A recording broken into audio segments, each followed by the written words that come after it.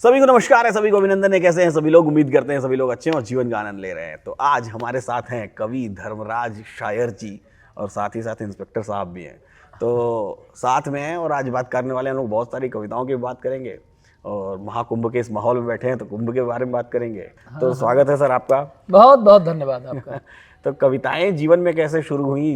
तो क्योंकि आप तो पढ़ाई के समय ही बन गए थे इंस्पेक्टर, तो फिर पढ़ाई के समय क्या पढ़ते पढ़ते बन गए। पढ़ते हाँ, पढ़ते पढ़ते बन गए।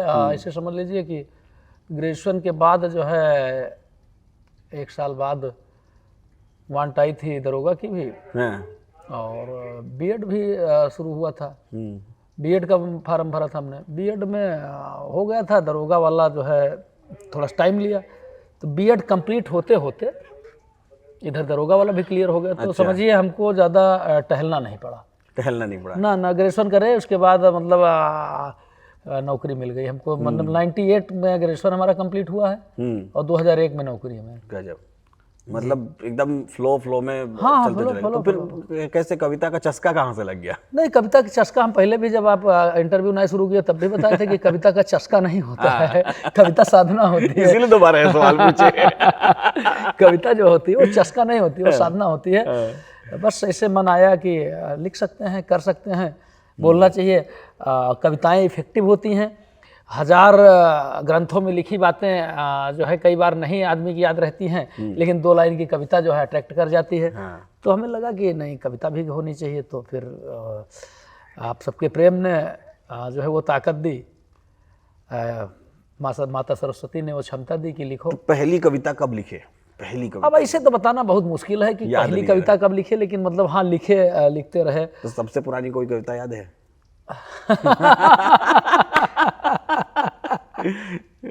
एकदम जब शादी वादी नहीं हुई थी, प्यार मोहब्बत में। एक मैंने लिखा था कि वो कुंडली में ही थी कि अफसर ईश्वर दो खड़े, अफसर ईश्वर दो खड़े, काके लागू पाए और बलिहारी अफसर बनो, बलिहारी अफसर बनो, सबने दियो बताए। अच्छा, सबने दियो बताए कि ईश्वर क्या दे देगा, सुख सुविधा सम्मान प्रोन्नत अवसर देगा।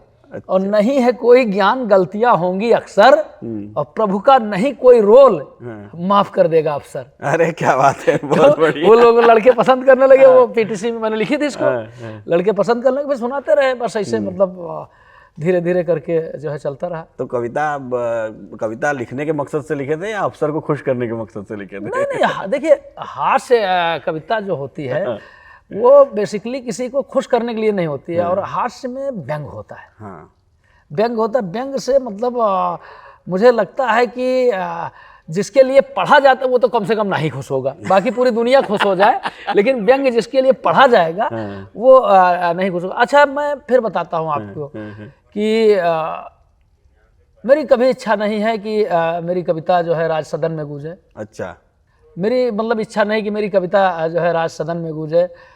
मेरी इच्छा है कि मेरी कविता जो है जन जन में गूंजे। क्या बात है, बहुत तो मैं किसी पर्टिकुलर को खुश करने के लिए कविता नहीं लिखता हूँ, और न ही कवि को मुझे लगता है कि किसी पर्टिकुलर व्यक्ति को खुश करने के लिए कविता लिखनी चाहिए, बल्कि जो जनभावना है उसके हिसाब से लिखनी चाहिए। हाँ, एक चीज़ और आती है कि कई बार जो जनभावना होती है वो हम ठीक से नहीं लिख पाते हैं। अच्छा, उसकी वजह केवल इतनी है कि हम सरकारी नौकर हैं, और मुझे लगता है कि किसी भी सरकारी नौकर को सरकार की आलोचना लिखने का अधिकार नहीं है। तब अधिकार है जब वो नौकरी छोड़ दे। नौकरी छोड़ दे भाई, मालिक नौकर को अधिकार नहीं कि मालिक का मतलब तुम तनख्वाह भी लो और सरकार की आलोचना भी करो।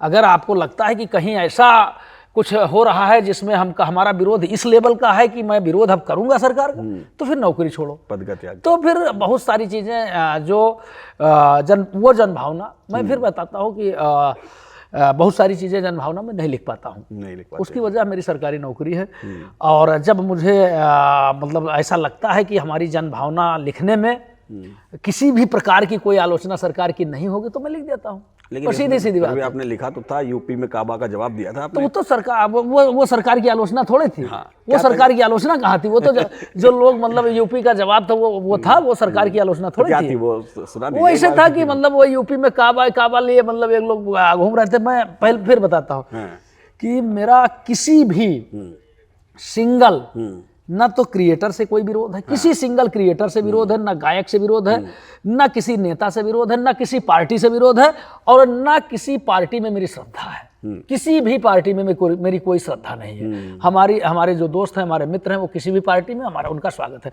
तो जैसे जिसने भी यूपी में काबा पढ़ा, उसके साथ मेरा कोई विरोध नहीं कि मैं उसका कोई विरोध अपना विरोधी मानता हूँ, नहीं, वो उसका विचार है, उनकी अपनी एक क्रिएटिविटी और उसका जवाब, उसका जवाब कि यूपी में काबा बहुत चल रहा था, मतलब ये हो गया वो हो गया वो हो गया, तो हमने जवाब देने की कोशिश की। हमने कहा कि गंगा जमुना धारा है, सरजू का किनारा है, गंगा जमुना धारा है, सरजू का किनारा है, हिया अवध का शाम है, मलिहाबादी आम है, हिया और राम और श्याम है, सारे जगमा नाम है, हिया राम और श्याम है, सारे जगमा नाम है, यूपी में का बात नहीं है तो हका कुछ देखात नहीं है।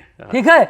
और फिर कहा कि मथुरा है और काशी है, खत्म कुल बदमाशी है, गुंडागर्दी फेल है, गुंडन के घर जेल है, गुंडा यहाँ देखात नहीं है, यूपी में का बात नहीं है। और चपक के देखो काम होता है, गुंडन काम तमाम होता है, चपक के देखो काम होता है, गुंडन काम तमाम होता है, गुंडन के घर टूटत जात है, संझक नोटिस पहुंच जात है। क्या बात गुंडन के घर टूटत जात है, संझक नोटिस पहुंच जात है, चैन से गुंडा सांस न ले हैं, चैन से गुंडा सांस न ले हैं, टूटी घर तो खर्चा दे हैं, चैन से गुंडा सांस न ले हैं, हम मार कहियो, चैन से गुंडा सांस न ले हैं, टूटी घर तो खर्चा दे हैं, और भल मनई का हड़कावे, भल मनई का हड़कावे, गुंडन के औकात नहीं है, यूपी में का बात नहीं है।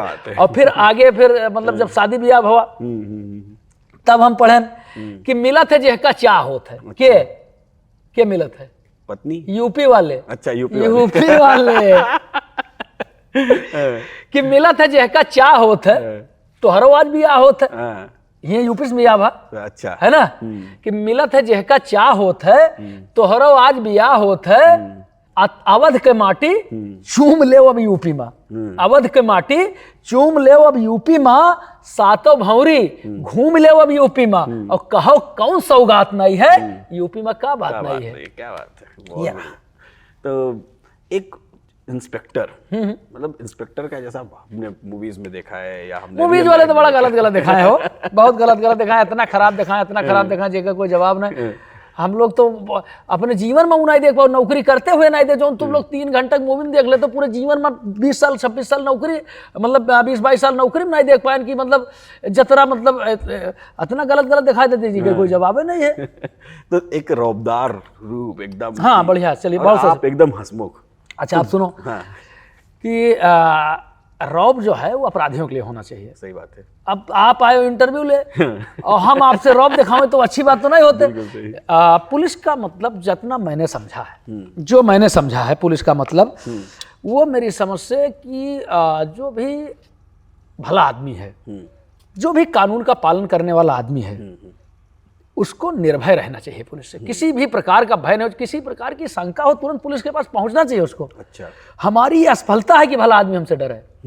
हमारी सफलता तभी है जब जो कानून को तोड़ने वाला व्यक्ति है, जो अपराध करने वाला व्यक्ति है, जो संविधान को नहीं मानने वाला, वो हमसे डरे। सही बात है, उसको डरा के रखना चाहिए। भले आदमी डराने से क्या मतलब। तो प्रयागराज में आपने लगभग यहाँ 3 महीना आज पूरे 3 महीने, पूरा 3 महीना। हाँ, और पूरे 3 महीने आप परिवार के साथ रहे या परिवार के से दूर रहे?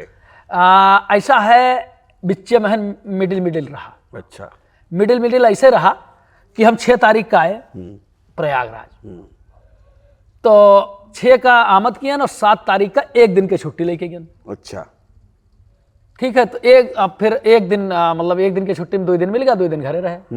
1 दिन कब सम्मेलन किया, 1 दिन घरे रहे, तो वो परिवार साथ रहे। फिर बीच में धर्मपत्नी जी आई गई, 4-5 दिन हुई रही, फिर परिवार मतलब पत्नी के साथ रहे। एक के बाद वो चली गई, फिर बच्चन का लेके आई गई, ठीक ना, बच्चन के लेके आई गई, तो फिर 5-6 दिन रही, चली गई। फिर जो है हम 2 दिन बीच में छुट्टी अभी गए, और एक के बाद फिर जो है वो फिर आई गई है। वो सुनी नहीं कि 10,000 बोनस पाई ने, वो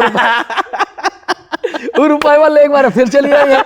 तो मतलब कुल मिला के हम घर से दूर रहे, लेकिन परिवार से दूर नहीं रहे, घर से दूर रहे अपने, मतलब जहाँ हमारा घर है वहाँ दूर रहे। जब मतलब दूसरी छुट्टी हम गए तो वो बीच में 2 महीना और मेरी समझ से 8 दिन अत्ते दिन बाद अपने घर पहुंचे रहे, लेकिन परिवार बिच्चे बिच्चे मिला के हिस्से। और पूरा देश में परिवार है भैया, जितना जी आवा सब परिवार है हमारा। वो हम आई थोड़े समझन की कोई गैर आवा। 65 करोड़ लोग कुंभ में आके चले अब हम गिना नहीं, लेकिन इतना जानित है कि कौनो रास्ता नहीं बचा, कौनो अगर अवधि भाषण कहा जाए कौनो अतरी खोहा नहीं बचा, कौनो जगह नहीं बची जहां आदमी न हो। सुना जाता रहा कि तिल उठा के मार दो तो नीचे न गिरे, इतना आदमी भीड़ है। अच्छा, उससे ज्यादा पोजीशन रही, तिल बहा दो अगर आदमी के ऊपर तो हमारा दावा है कि 2-4 घंटा ना है ऐसे तिला ऐसे ऊपर रह जा, भुइयां में नहीं देख पर, जमीन नहीं देख पर, आप मतलब दूरबीन लेके जमीन नहीं देख सकते। इतनी भीड़ रही कि मतलब हर तरफ से भैया जिधर से देखो उधर से आदमी चले आ रहे, जिधर से उधर आ रहे, राजस्थान से, इधर से गुजरात से, इधर से उधर से, मतलब एकदम कितने आदमी ही। फिर बता रहे हैं अगर आस्था न हो, अगर आस्था न हो, अगर गंगा मैया के ताकत न हो, हनुमान जी की ताकत न हो, लोगन के श्रद्धा न हो, इतने आदमी का एक जगह पर इकट्ठा करना, पूरे विश्व के सारी सरकार लग जाए नहीं कर सकती। कितना मतलब रकम लगा दें कि हम 1-1 करोड़ 2-2 करोड़ 10-10 करोड़ रुपए देंगे, इतने आदमी इकट्ठा हो जाए, एक टाइम अगर इकट्ठा हो जाए हमारा नाम बदल दो। सही बात है, ये आस्था है। एकदम अलग एंगल से आपने ये बात बोली, बताइए, अलग ही व्यू है इस बात। हाँ, लेकिन फिर भी इतनी आस्था, इतना सब कुछ बात तो कर रहे हैं आप, लेकिन फिर भी आप भगवान श्री कृष्ण सबको बोले कि जब उनसे आपसे फोन पे बात हुई कि आप आइए, ऐसा क्यों बोल रहे हैं कि कृष्ण भगवान को आप आइए ही मत? नहीं, हम ऐसा है। देखो, हास्य कवि जो होता है वो उसको किसी को छोड़ना नहीं चाहिए। अच्छा, क्योंकि जिसको अपना समझोगे आप, पहली बात तो जिसको आप गैर समझो उस पर कविता ही मत करो। सही बात है। जिसको आप अपरिचित समझो, जिसको गैर समझो, जिससे आपका लगाव ना हो, उस पर कविता ही नहीं करनी चाहिए। उसको छोड़ दो, जाओ। तो कहने का मतलब हास्य कवि हूं। अब चूंकि भगवान से बड़ा हमारा कौन हो सकता है, तो उनको कैसे हम छोड़ दें? भगवान तो दिल में ही रहते हैं। भगवान दिल में, उनको कैसे हम छोड़ दें? फिर हमने कोई ऐसी बात तो नहीं कि हमने तो यही कहा कि मतलब महाराज प्रभु, तो कविता सुनाएंगे तभी पता लगेगा सबको कि क्या कहा आपने। भगवान, बिना भगवान के आशीर्वाद के कुछ कहीं हो सकता है? भगवान कन्हैया जी के आशीर्वाद के बिना हम लोग तो मतलब वो ठाकुर बाबा का जो भोग लगता है वो कौन किसका लगता है? बिना उनके लगाए हम लोग खाते नहीं खाते। हाँ, तमाम लोग पता नहीं कौन नवा भक्त आए गए, भक्ति सिखाने लगते हैं हम लोगों को। तो ऐसे था वो कि आना ना कन्हैया दोबारा इस देश में, तुमको तुम्हारा ही जुनून मार डालेगा, और कदम की ठंडी छांव भूल जाओगे कान्हा, गर्मी से तुम्हें मई जून मार डालेगा। चाकू सारा खाए अब घूमती हैं गोपियां, तुमको तो इनका नाखून मार डालेगा। चाकू सारा खाए अब घूमती हैं गोपियां, तुमको तो इनका नाखून मार डालेगा। गली गली मुरली बजाना न कान्हा, अब एंटी रोमियो वाला कानून मार डालेगा। एंटी रोमियो वाला कानून मार डालेगा। तो ये एंटी रोमियो वाला कानून का फर्क पड़ा समाज में? देखिए, ऐसा है, हम कहेंगे तो आप कहोगे कि केवल पुलिसिंग की बात करते हैं। लोग उस बात करिए आप। अच्छा, अपराधी में अगर इस बात का भय होगा कि अपराध करने के बाद हम बख्शे नहीं जाएंगे, तो अपने आप अपराध डाउन होगा। और अगर अपराधी को इस बात का ताकत होगी कि हम जो है अपराध करेंगे तो हमको प्रधान जी छुड़वा देंगे, हमको विधायक जी छुड़वा देंगे, मंत्री जी छुड़वा देंगे, दरोगा जी पैसे लेके छोड़ देंगे, अगर इस तरह का उसके मन में विश्वास आ गया तो अपराध बढ़ेगा। बात समझ गए?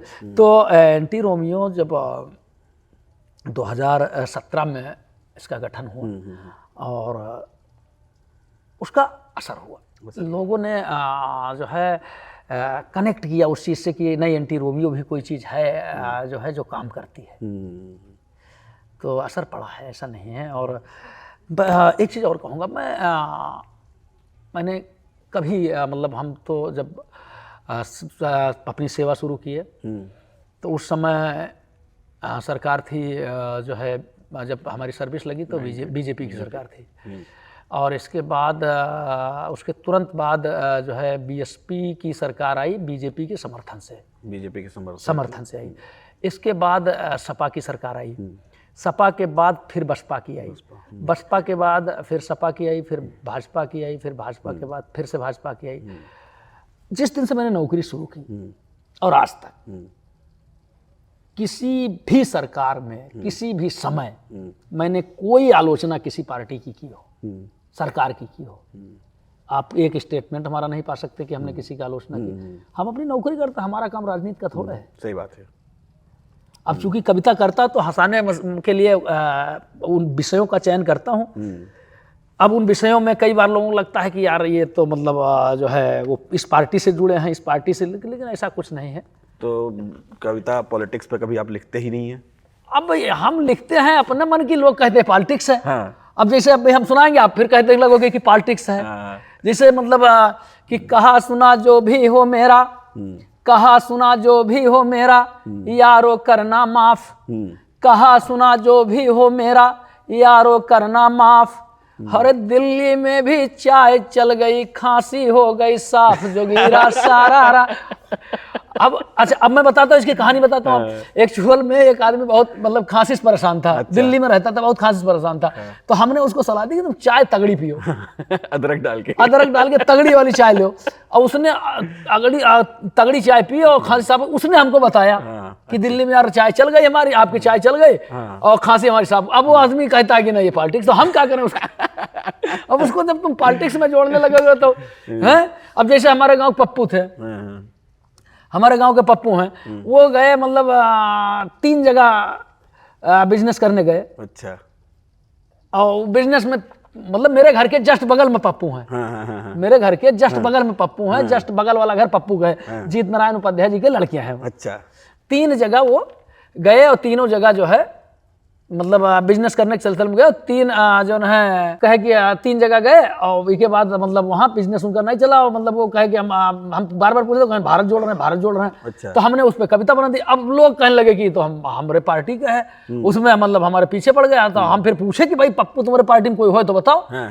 तो जवाब ही नहीं आवा कि भाई कौन पप्पू है। हम कहा हम तो हमारे गाँव पप्पू है, चलो मिलवा दे। हमने कहा भारत जोड़ो खेल रहा था खेल, और 3 राज्य में साफ हो गया पप्पू फेल, जोगीरा सारा। वो पप्पू जितना चाचा का लड़का है मेरे, उनकी बात हम कर रहे हैं। वो आदमी तो उधर समझ लेते ना, हम उसके लिए अब क्या करें? समझने वाले की गलती, अब उनके गलती हम क्या करें? तो पुलिसिंग। अच्छा, ये प्रयागराज पे वापस एक बार आते हैं, क्योंकि इतनी भीड़ और इतनी भीड़ को संभालना बहुत मतलब ये 90 दिन तो बहुत स्ट्रेस वाले रहे होंगे। आज तो रिलैक्स बैठे हुए, सब पूरा खाली हो गया, खाली कर रहे हैं। देखिए ऐसा है, 2 चीजें होती, स्ट्रेस और मेहनत। आप हमसे कहोगे कि स्ट्रेस वाले दिन थे, तो हम कहेंगे एको नहीं रहा, कोई स्ट्रेस नहीं रहा। स्ट्रेस का मतलब होता तनाव। जब तक अंग्रेजी हम जानी थे तो तनाव तो हम कहेंगे जरा सा भी कभी नहीं रहा। अच्छा। हाँ, मेहनत रही तगड़ी। अब चूंकि मेला खत्म होगा तो मेहनत थोड़ा सा कम होगी। कम का मतलब लगभग 5% बची, बाकी लगभग खत्म है। तो कैसे 24 घंटा पूरा ड्यूटी में लगे रहते थे? नहीं, ऐसा है, देखो जो राजपत्रित अधिकारी है उसका तो क्षेत्र 24 घंटा का उसका रहा, उसमें अपना समय निकाल करके उसने जो है अपनी चीजें व्यवस्थित की। जो थाना प्रभारी है वो भी 24 घंटे के लिए रहा। बाकी फोर्स को जैसे पीक डे वाले दिन 12-12 घंटे की ड्यूटी मिलती थी, और जो नॉर्मल डे है उसमें 8-8 घंटे की ड्यूटी लगती थी। अच्छा। और चूंकि 24 घंटे जब रहती थी तो उसमें भी उसको खाने पीने के लिए बीच बीच में मतलब मान लीजिए फ्रेश होना है, खाना खाना है, तो मौका मिलता था। अगल बगल बता के भी गए हैं लोग और खाए पिए। चूंकि ये सभी जानते हैं कि लगातार 24 घंटा बिना खाए पिए, बिना मतलब जो नेचर काल है उसके दूर रह करके नहीं रह सकता, तो उतना मौका मिला। लेकिन मेहनत बहुत कड़ी पड़ी। वो चाहे एक सिपाही हो, दरोगा हो, चाहे उससे बड़ा अधिकारी हो, सबको मेहनत बहुत तगड़ी करनी पड़ी, बहुत तगड़ी मेहनत करनी पड़ी।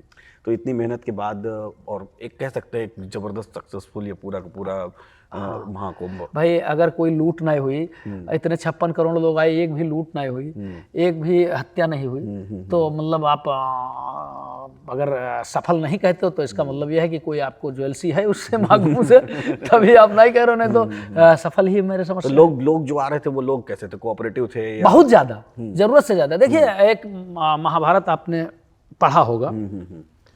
महाभारत में जब श्री कृष्ण जी महाभारत के युद्ध में आए तो उन्होंने कहा कि मैं शस्त्र नहीं उठाऊंगा। हाँ। ठीक है।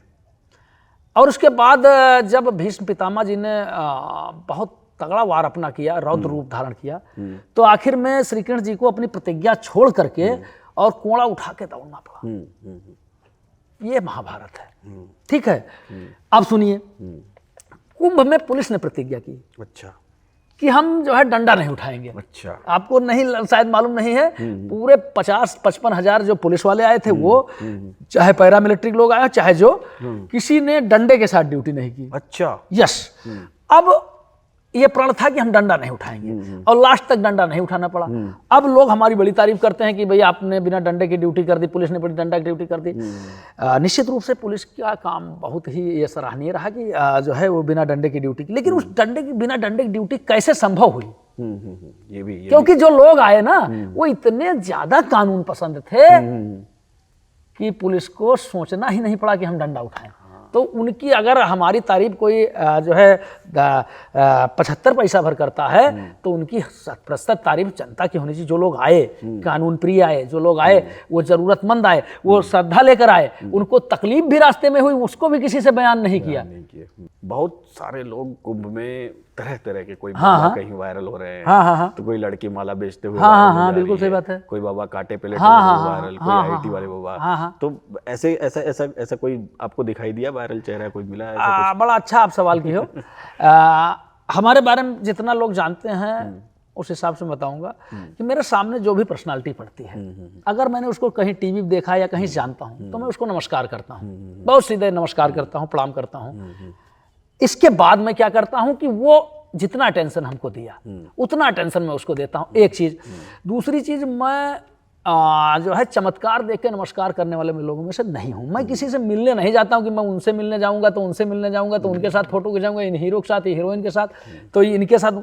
मैं किसी के साथ मिलने नहीं गया। मैं मिलने किससे गया? जो मेरे चाहने वाले थे, जो मुझे प्यार करने, उनसे मिलने गया।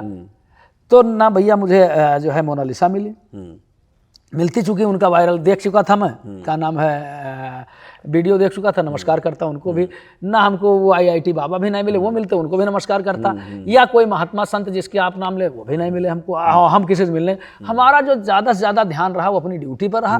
और दूसरी बात, सबसे ज़्यादा फोकस किया हमने चाहने वालों पर। और तीसरी चीज जो सबसे ज्यादा फोकस किया वो हमने भंडारा खाने पर। भंडारा हम वो नहीं मिस किया। ये बड़ा कॉन्टेक्स्ट था स्टूडेंट्स के बीच में भी और लोगों के बीच में भी। और आप तो शायद 7-8 बार स्नान करने भी गए थे। 7-8 बार नहीं, और ज्यादा बार स्नान, ज्यादा बार। हाँ। तो भंडारा खूब खाया। भंडारा का न्यूज कैसे मिलता था कि कहाँ हो रहा है? भंडारा चारों तरफ, चार मन हो बाहर जाओ, मेनू मालूम कर लो कि ये मेनू आज यहाँ बना है, अगर तुम्हें पसंद है तो खाओ, नहीं पसंद अगले में जाओ। बहुत तगड़ा भंडारा की व्यवस्था रही भाई, पूरा आनंद, मतलब एकदम भरपूर। और भंडारा खाने सनातन परंपरा से जुड़ा भंडारा है। अरबपति खरबपति यार भंडारा खाते। भंडारा गरीब आदमी थोड़े कि मतलब जो है हम गरीब हैं तभी भंडारा खाएंगे। प्रभु का प्रसाद है। कौन प्रभु के सामने कौन अमीर है? कोई नहीं है। 3 कदम में तो पूरी धरती नाथ राजा बलि के मतलब पूरी हिम्मत तोड़ दी है। वो क्या कहते हैं, मतलब कितना विशाल रूप लिए मालूम? जामुन जी क्या कहें, क्या कहते? जब जो है पार करना था समुद्र, और संपाति बताए कि मतलब जो समुद्र पार करेगा 400 योजन का 100 योजन 7 योजन सागर, वही जाकर के सीता जी मिलता था। तो सब अपना अपना बल बताए कि निज निज बल सब काहू भाखा और पार जाए में संशय राखा। पार जाने में संशय। तो जरठ भयो अब कहर छेसा। जामुन ने कहा मैं बूढ़ा हो गया हूँ। जरठ भयो अब कहर छेसा, नहीं तन रहा प्रथम बल लेसा। प्रथम जैसे पहले बल था वो नहीं। कैसा बल था पहले? कि जब ही त्रिविक्रम भयो खरारी, तब मैं तरुण रहो बल भारी। जब राजा बल के यहाँ त्रिविक्रम मतलब भगवान विष्णु जी जो है राजा वो वामन का अवतार लिए, तब मैं तरुण था। अच्छा, बच्चा तब मैं तरुण बच्चा नहीं होता, जवान होता। जवान, हाँ, तब मैं जवान था। कितना बहुत बल था मेरे। कितना बल था कि जब ही त्रिविक्रम भयो खरारी, तब मैं तरुण रहो बल भारी। और बलि बांधत प्रभु बाढ़ो। कितना बड़ा? सो तन बरनी न जाए। उसके वर्णन नहीं हो सकता कितना बड़ा तन। तो उनके सामने कौन अमीर है? सही बात। जिसको चाहे उसको 3 कदम में नाप दिया था पूरी धरती। तो आप से बहुत सारे लोग पूछते भी रहते हैं कैसे प्रिपरेशन करें, हाँ, कैसे तैयारी करें, बता देते हैं। बताइए जरा उसको जरा वो। नहीं मतलब मजाक वाला बताऊं है कि हास्य वाला बताऊं है कि मतलब जो युवा देख रहे हैं प्रिपरेशन करना चाहते हैं उनके लिए बताऊं? नहीं, तो पहले युवा जो देख रहे हैं वो प्रिपरेशन कर रहे हैं उनके लिए बता सबसे पहले ये कहना है कि आप जो है जिस भी लाइन को क्लियर करना चाहे वो लाइन चुनो। मेडिकल करके आप सिविल नहीं निकाल सकते हो, सिविल की तैयारी करके आप मेडिकल या इंजीनियरिंग नहीं निकाल सकते हो। तो कहने का मतलब या फिर निकालना है तो उसके लिए अतिरिक्त समय आपको अलग से देना पड़ेगा पढ़ने के बाद। मजाक वाला परीक्षा की तैयारी कैसे होती है? जैसे लड़के पूछा था हमसे सिपाही बनने के लिए, दरोगा बनने के लिए, पुलिस में आने के लिए क्या योग्यता होनी चाहिए, तो हमने कहा कि 5 फीट 7 इंच ऊंचाई हो आपकी, 5 सेमी सीने को फुलाना आना चाहिए, और भेद बदमाश का जो लेने जाओ ऐसे लो, आंख से भी काजल चुराना आना चाहिए, और फायर बदमाश जो तुम पर करे तो बेटा तुमको भी गोलियां चलाना आना चाहिए, और दूर देश जाके बदमाश जो सरेंडर करे तो तुमको भी कार पलटाना आना चाहिए। कार पलटाना आना चाहिए, क्या बात है। और क्या।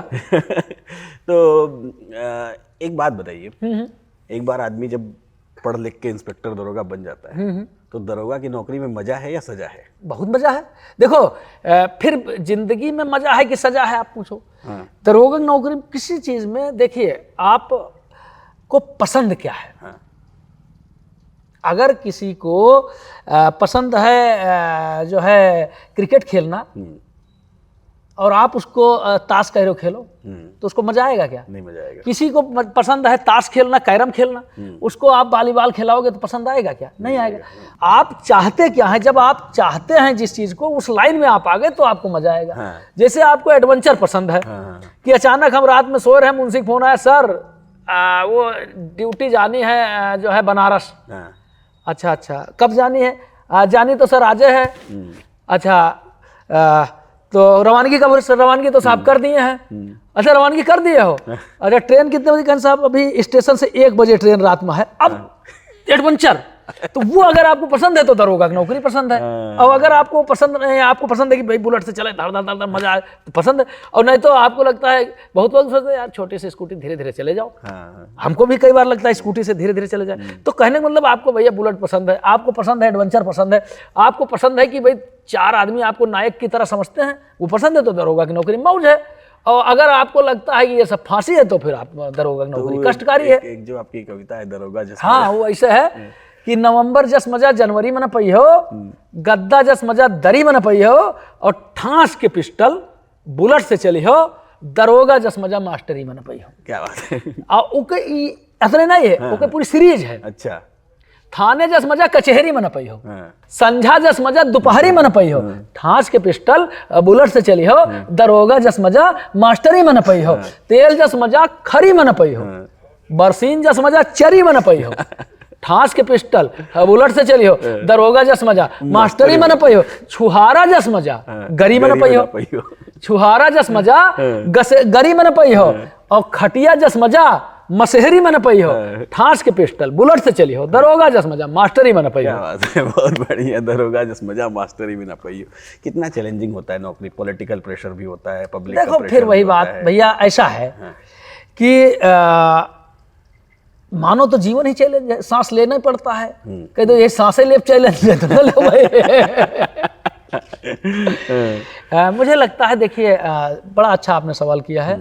मुझे ये लगता है कि किसी भी कार्य को करने के लिए आपके पास बहुत फ़ोन आते हैं, और एज ए स्टेशन अफसर आप जब होते हैं तो आपके पास बहुत सारे फ़ोन आते हैं। उसमें बहुत सारे जो है नेताओं के भी फ़ोन आते हैं, बहुत सारे अधिकारियों के भी फ़ोन आते हैं, बहुत सारे आपके मिलने वाले लोगों के फ़ोन आते हैं, बहुत सारे जो है तमाम तरह के लोगों के फ़ोन आपके पास आते हैं। निश्चित रूप से आप उस कार्य का दिशा तय करिए।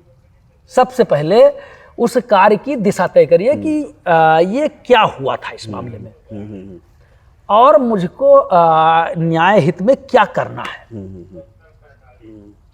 और फिर उस तरफ करिए। यकीन मानिए जितने फोन आए हैं उसमें से 75 नहीं 90% उस कार्य जो आपने तय किया है उसको करने के लिए 10% फोन केवल ऐसे आएंगे जो उसके विपरीत हो। अच्छा, 90% आप सही कार्य करके 90% लोग को खुश कर सकते हैं। आप 10% को खुश करने के चक्कर में 90% को नाराज कर देते हैं और काम भी गलत कर देते हैं। तो कहने का मतलब यह है कि जब कोई अपराध होता है, कोई चीज होती है, तो आप उसका दिशा तय करिए, अपने अधिकारियों को विश्वास में लीजिए, जनता को विश्वास में लीजिए कि भाई इसमें ऐसे ऐसे ये हुआ था, इस तरह से मैं कर रहा हूँ, ये चीज़ है, तो निश्चित रूप से किसी प्रकार की कोई दिक्कत नहीं आती है। बाकी आप ये मान के मत चलिए कि हमारी कुर्सी है, अब हमसे चिपक के बैठे हैं।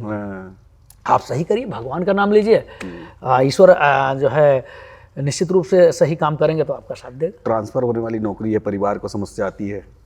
अब देखो ऐसा है, जो है वो आप भी जानते हो, हम भी जानते हैं, क्या नाम है भाई, घर से दूर जो मतलब की नौकरी है ही है। तो ये चीज़ जो ज्वाइन करता है वो पहले पढ़ता है कि हमारी घर से दूर रहेंगे, तो फिर उसका उस पर बात ही करना बेकार है। अगर बॉर्डर का आदमी जो है, सेना का आदमी कहे कि हम मतलब जो है हम बॉर्डर के बजाय जो है यहीं अपने घर के बगल के बॉर्डर पर रहेंगे, तो कैसे होगा? तो वो चीज़ पढ़ के आदमी जाता है तो उस पर बात करना बेकार है। सुविधाएं उतनी ही मिल सकती हैं जितनी निर्धारित है, जितनी अनुमन्य है। उससे ज्यादा की सुविधाएं मांग करना अपने आप में उम्मीद करना ही बेमानी है। जानवरों से बड़ा प्रेम है आपको, कुत्तों से भी बड़ा लगाव है? यहाँ भी दोस्त है। अरे वो तो ऐसे बन गया, वो तो ऐसे दोस्त बन गया। ऐसा है कि देखिए, अब चूंकि हम लोग गांव देश के हैं, तो गाय, बैल, भैंस, कुत्ता, घोड़ा, ये सब तो मतलब शुरू से देखते आए हैं, तो उनसे लगाव तो है। अब वो मतलब उस एक तरह इसी लगाव के कारण लिखे थे क्या वो कुत्ते वाले? सुनाई दीजिए अब। वो इस तरह थी कि सुबह सुबह वो कहीं जा रही थी, हाथ में जंजीर थी, कुत्ते को घुमा रही थी, रंग रूप ऐसा वो मुझे देखते ही भाग गई। सच कहता हूँ दोस्तों, उससे मोहब्बत आ गई। मैंने कहा मैडम वैसे तो मैं इस काम के लिए बहुत बार पिटा हूँ, मगर मैं आप पर मर मिटा हूँ। बोलो क्या मेरी मोहब्बत कबूल करोगी, मेरे साथ कहीं घूमने चलोगी? वो बोली मोहब्बत कबूल करना क्या अभी मेरे हाथ में है, और देख नहीं रहे हो अभी ये वाला कुत्ता साथ में है। अब तुमने कहा है तो कबूल करूंगी, कहाँ जाऊंगी? अब तुमने कहा है तो कबूल करूंगी, कहाँ जाऊंगी? अभी इस कुत्ते को घुमा लूं, अभी इस कुत्ते को घुमा लूं, शाम को तुमको घुमाऊंगी, तुम दोनों से एक जैसा प्यार रहेगा, तुम चले जाओगे मगर इससे बरकरार रहेगा। इस तरह प्यार में कोई बाधा नहीं होगी, इस तरह प्यार में कोई बाधा नहीं होगी। मैं समझ गया इसकी नजर में मेरी कीमत कुत्ते से ज्यादा नहीं होगी। मैंने कहा मैडम क्या मैं इतना वीक हूँ? अरे जब कुत्ता ही बनना है तो घरवाली के साथ ही ठीक हूँ। हाँ, जब वही बनना है। क्या बात है, बहुत बढ़िया। तो एक बड़ा जिक्र करते हैं आप अपनी कवि सम्मेलनों में मोटे लिफाफे की। हाँ। मोटा लिफाफा क्या चीज है भाई? तो इस तरह आगे वो इस तरह था कि जैसे लोगों को हंसाने के लिए होता है कि जय हनुमान ज्ञान के दाता देखो हमारी ओर विधाता। जय हनुमान ज्ञान, जैसे कवियत्री जब वो अपना पढ़ती हैं या मतलब सरस्वती वंदना के बाद पढ़ती, तो हम कहते भाई एक हमारी भी वंदना हम भी पढ़ दें, तो कहते पढ़ो। उसमें काका हाथरसी जी ने भी पढ़ा कि वो लक्ष्मी मैया वर दे और नोट मेरे जेब में भर दे, इस तरह वर दे। तो कहने का मतलब यह है कि उन लोगों को हंसाने के लिए होता है कि जय हनुमान ज्ञान के दाता देखो हमारी ओर विधाता, और कविता पढ़े मंच पर जाई तो सबसे मोट लिफाफा पाई, और सब मिल मुंह से मिश्री घोलें, कवियत्री बस हमसे बोलें, नीक करो सब सुरले ताल, जलवा कटे बने भौकाल, और रणुआ ताड़ी जौन बजावे भौरी होए मेहरुआ पावे। और जौन जुआरी ताड़ी पीटे, जौन जुआरी ताड़ी पीटे लाखों लाख जीवा मर जीते। जौन जुआरी ताड़ी पीटे लाखों लाख जुआ में जीते, कैदी ताड़ी जौन बजावे टूटे जेल जमानत पावे, और चेयरमैन जो ताड़ी पीटे सीधे सीट सदन में जीते। क्या बात है? हमें सराहे जौन विधायक मंत्री होए बने सब लायक। इस तरह था। बहुत बढ़िया, बहुत बढ़िया। तो बड़ा मजेदार आपसे कन्वर्सेशन रहा, बहुत मजा आया आपसे बात करके। बहुत कविता मतलब एकदम आप रमे हुए हैं अपनी अपनी अपनी अपनी रमना चाहिए। जैसे जिस काम को आप कर रहे हैं उसको अगर आपने अपनी साधना नहीं बनाई, उस पर आपने जो है समय नहीं दिया, उसमें आपका समर्पण नहीं रहा, तो वो काम आपको क्यों जो है सूट करेगा। बिल्कुल सही है, बिल्कुल सही है। और बाधाएं आती रहती हैं जीवन में। तो जाते जाते कहते कहते एक बात, थाने में जन्माष्टमी तो बहुत सुनी है हमने, थाने में रामलीला वाली एक कविता कह दीजिए, उसके बाद हम सबसे विदाई लेते हैं। लेकिन उससे पहले सबको कह देते हैं इस वीडियो को लाइक कर दीजिएगा, इन्वेस्टिंग रेडी चैनल को सब्सक्राइब कर दीजिएगा, और सर का भी चैनल हमारे धर्मराज कवि शायर है, DHARAM राज स्पेस KAVI स्पेस SHAYAR है शायर। और लेकिन 10-15 तो फर्जी आईडी बनाए हैं। तो मैं देख लियो जो उन्हें फॉलोवर एक में 8,24,000 के ऊपर 8,25,000 हैं, और एक में 2,08,000 है फेसबुक पर, और इंस्टाग्राम पर 2,30,000 के 2,38,000 है, शायद 38,000 है, 31,000 है, याद नहीं आ रहा है। और यूट्यूब पर भी 1,92,000 है। तो वो का कियो दूसरे का न कियो। कि मैंने अपना पैर कुल्हाड़ी पर चलाया था। इस बार मैंने थाने पर रामलीला कराया था। अच्छा। कलाकारों के लिए मैंने भानुमति का कुनबा जोड़ा था, कहीं का ईंट कहीं का रोड़ा था। मेरी धर्मपत्नी की कैकेयी और मैं राजा दशरथ बना था। एक तो राजा दूसरे कोतवाल, इसलिए बेवजह अकड़ा और तना था। रामलीला शुरू हो उससे पहले मेरी धर्मपत्नी जी अपना नाटक मचाने लगी। मेरी 2 और पत्नी बनने आई महिला कलाकारों को बेलन मार मार के भगाने लगी। बोली कि ऐसे सपने तुम्हें संजोने नहीं दूंगी, भले ही नाटक है मगर जीते जी किसी और की होने नहीं दूंगी। उन बेचारियों को बचाने को हम भी अड़ गए, 10-20 बेलन तो हमको बेवजह पड़े। 10-20 बेलन। मैंने अपने सबसे खास सिपाही को राम बनाया था, उसके खिलाफ पूरा थाना चिल्लाया था, साहब आप बबूल को आम बना रहे हैं, साहब आप बबूल को आम बना रहे हैं। अरे जो रावण से भी गया गुजरा उसको राम बना रहे हैं। आपको लगता है ये रामलीला को नया मोड़ देगा? अरे 100 रुपया नहीं छोड़ता है। अयोध्या राजगद्दी क्या ये छोड़ देगा? रामलीला अलग चलेगी, ये अपना नाटक अलग गाएगा। अगर कोई डीलिंग वाली बात आ गई तो बीच नाटक रोल छोड़ेगा और भाग जाएगा।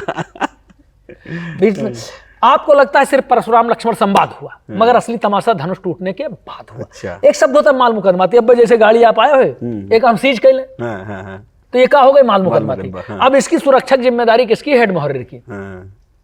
ठीक है? नहीं मतलब सीरियस ना देखो, हम सीज नहीं करेंगे। अब तो सीरियस हो गए। मतलब हमने समझा, उदाहरण दिया कि भाई तो ऐसे है कि माल मुकदमाती शब्द मैं बता रहा था जो चीज थाने में दाखिल होगा उसको माल मुकदमाती और हेड मुहर्रिर की जिम्मेदारी। आपको लगता है सिर्फ परशुराम लक्ष्मण संवाद हुआ, मगर असली तमाशा धनुष टूटने के बाद हुआ। धनुष टूटते ही थाने का हेड मुहर्रिर जोर जोर से चिल्लाने लगा, पूरे थाने को अपने सर पे उठाने लगा। उसका रवैया बहुत ही जज्बाती था, उसका रवैया बहुत ही जज्बाती था, क्योंकि जो धनुष टूटा था ना वो माल मुकदमाती था। हेड मुहर्रिर ने कहा हम अलग से केस करेंगे। हेड मुहर्रिर ने कहा हम अलग से केस करेंगे, कल अदालत में माल तलब है, अब आप ही बताइए हम कौन सा धनुष पेश करेंगे। मैंने एक तरकीब बताई जो हेड मुहर्रिर को भाग गई। तब तक पुरातत्व की टीम थाने पर आ गई। पुरातत्व की टीम वाले अलग गरमाने लगे, हमारा थाना, हम थानेदार, उल्टा जलवा बताओ हमको दिखाने लगे। मजबूरी में मैंने उल्टा केस किया। अगले दिन 50 किलो गांजा और टूटे धनुष के साथ पुरातत्व वालों को ही अदालत में पेश किया। क्या बात है। थाने की महिला कांस्टेबल जो बनी थी सीता, उन्होंने राम बने सिपाही का दिल कुछ इस तरह से जीता कि तुम मुझे सोने के हिरन उरन में मत उलझाओ, तुम मुझे सोने के हिरन उरन में मत उलझाओ, और दिलवा सकते हो तो इन दशरथ बने कोतवाल से मुझे 7 दिन की छुट्टी दिलवाओ। छुट्टी। और इस बार की रामलीला में मेरा सब कुछ बंटाधार हो गया, क्योंकि संजीवनी बूटी लेने गया, हनुमान मना कैदी बीच रास्ते से ही फरार है। क्या बात है, क्या बात है।